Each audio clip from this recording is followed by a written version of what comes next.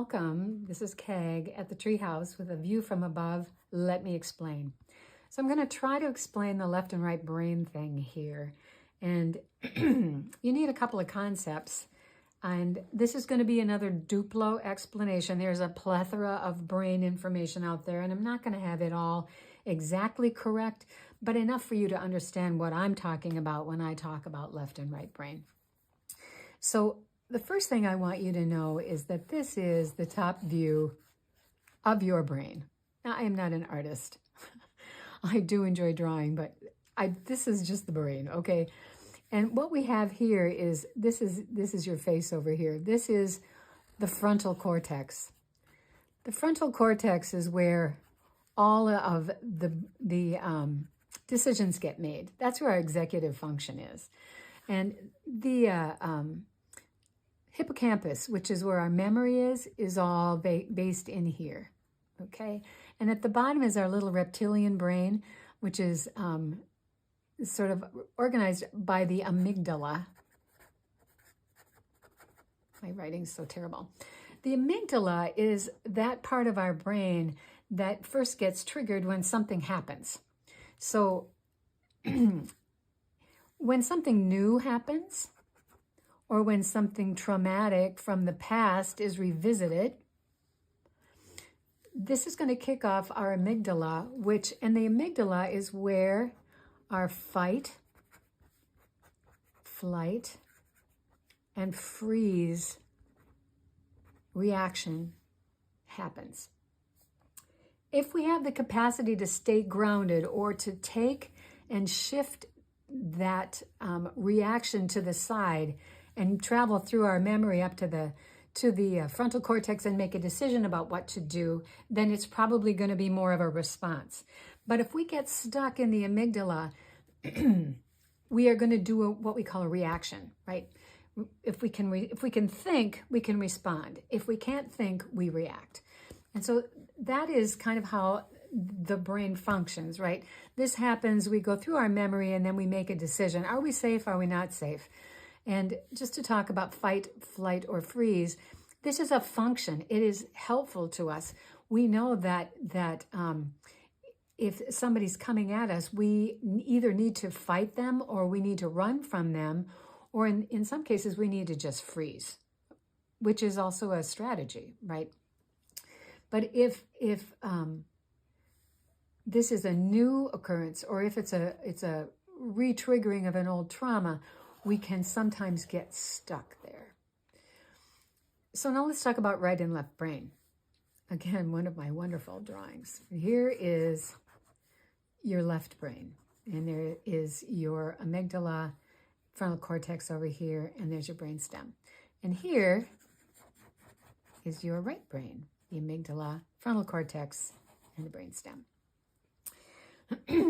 So just to detail this further, let's go like this. So you've got a right brain and a left brain. And what connects those two brains in this center is something called the corpus callosum. And it is what allows you to go back and forth between your left and right brain. And why is that important? So our left brain is the part that controls the right side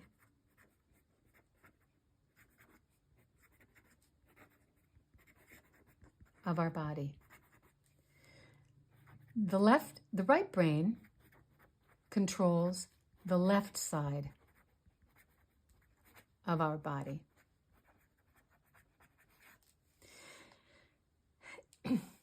What allows the left and right brain to talk to each other, again, is the corpus callosum. There it is. And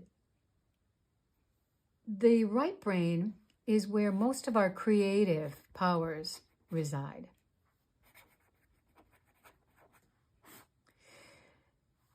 On the left side of the brain, which controls the right side, because most of us are right-handed, and I'll talk about left-handedness in a second, this is where we make the plans. It's the executive planner. we're going to do number 1, then we're going to do number 2, then we're going to do number 3. But this is the list. This is where our list resides. This is the what and the how we're going to do something. And this is the problem solving. So sometimes we come up with, okay, I need to go run my errands. And what would make the most sense for running those errands? And this is the part that says, well, let's go to Walmart. Let's go to the drugstore, and then let's go to the grocery store so all the frozen food doesn't thaw, rather than going to Hy-Vee first, right, and getting the frozen food. So this is the part that is logical and does what it needs to do. It has a direct connection up here to the frontal cortex, which makes those kinds of decisions. Over here on the creative powers side, the right side of the brain, this is where our music resides. This is the part where we get really creative about what we can do. So if I open the cabinet door and I'm looking, what am I going to make for dinner? Okay, well, I've got spaghetti sauce and I've got noodles, and I happen to remember, because this part is connected to the memory right here, I remember that I've got meatballs in the freezer and I know I've got lettuce. I can make spaghetti dinner. But if I am in my left brain and I open the cabinet door, I'm like, all I've got is noodles and spaghetti sauce. Okay. Oh my God, what? I need this part to say, well, don't forget that you have meatballs and you can probably make a salad, probably make a pretty good dinner. So when they come together, the right and left brain, they are really capable of solving whatever dilemma comes up. They're also very capable of helping you decide whether you need to fight, you need to flight, or you need to freeze. Need to flee rather than need to flight. There are 3 cards in particular that kick off the left brain for me. Remember, we're talking about this. And those 3 cards are the 9 of Swords, the 8 of Swords, and the Devil. When these cards come up, it is probably because something here has caused a reaction in the amygdala that makes us think. We don't get to the frontal cortex. We actually get transferred over here to the left side of the brain, which controls the right side, right? This is the what do I do? What do I do? And that is the side that makes the list. And if you can't get to the creative side, the right side of the brain with the creative powers in it, you end up spinning through the list. Oh my God, what do I do? I only got spaghetti sauce. I only have noodles. That's not going to be enough. All these people are coming. What am I going to do? There are no options. Without the creativity, there are fewer options.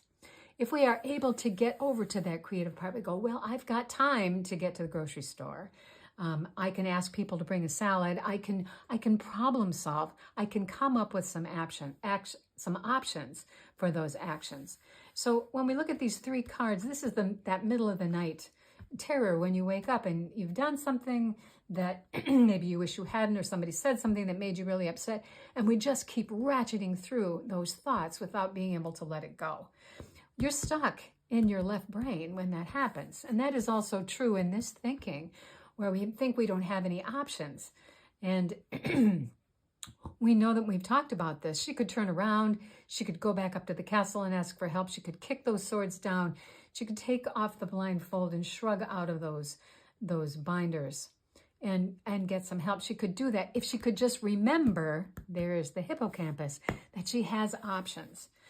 That's true of the devil also. The devil is a trapped energy, and that leaves us stuck in that left brain.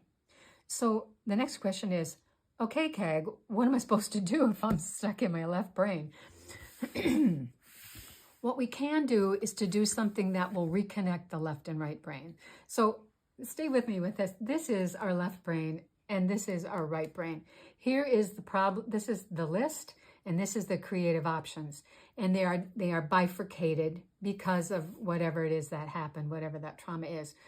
And what we need to do is we need to reconnect them. We need to reconnect that corpus callosum between them to get them back and forth. And I will make a separate video about the breathing that I would teach my clients when I did psychotherapy.